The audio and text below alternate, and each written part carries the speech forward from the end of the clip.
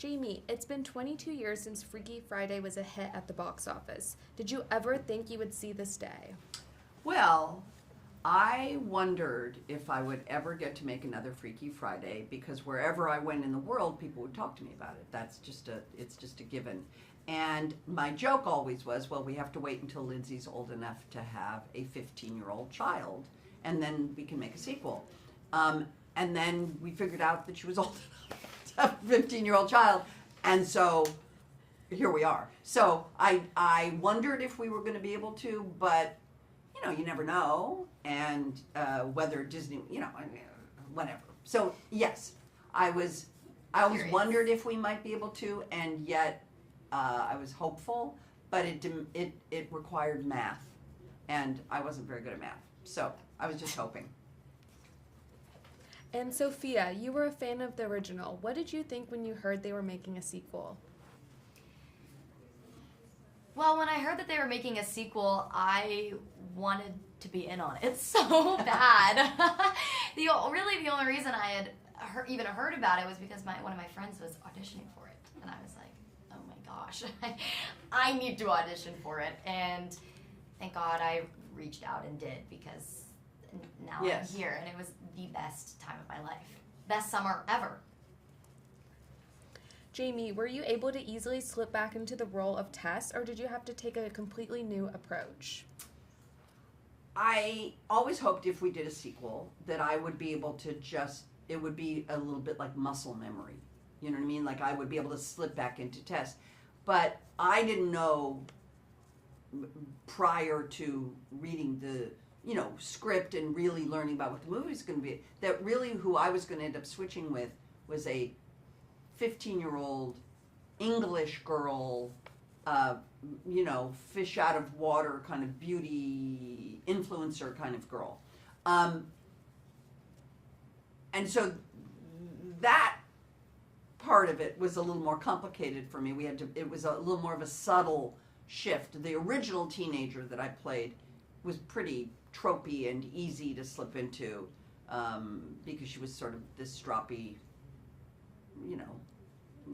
angsty teenager, and that was sort of easy.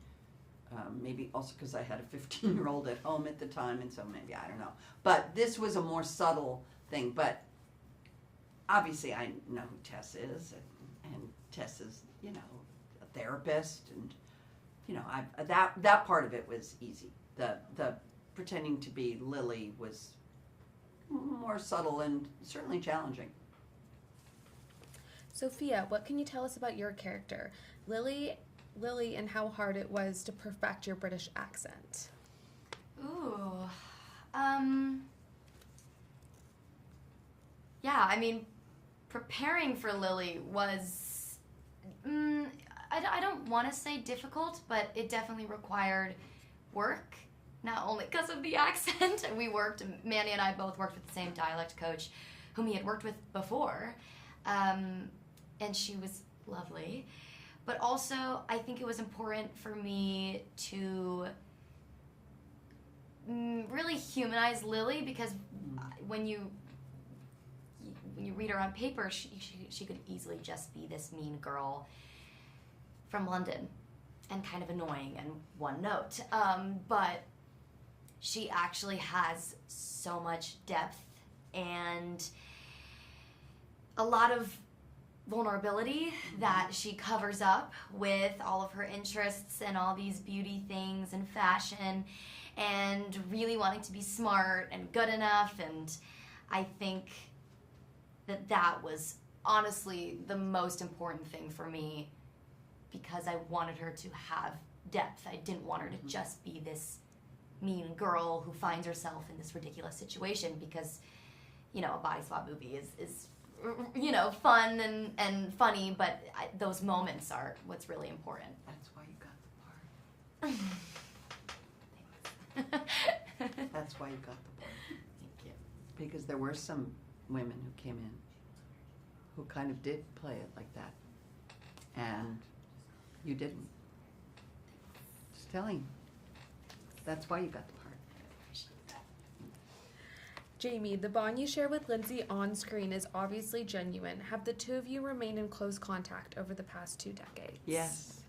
I love Lindsay Lohan. I have stayed in contact with Lindsay since we made Freaky Friday in 2003. She was 15 years old. And the movie came out and she was 16. And we have stayed in verbal, phone, texting. She has a wicked Bitmoji, you know, moji game.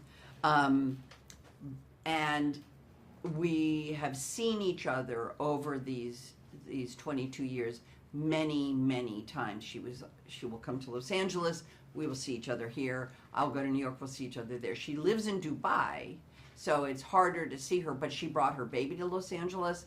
And way before we had announced that we were making the movie, she came to Los Angeles and brought little Luai.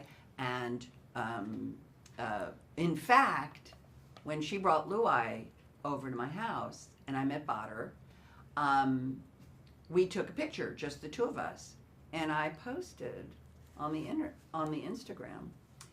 And that was the picture that really got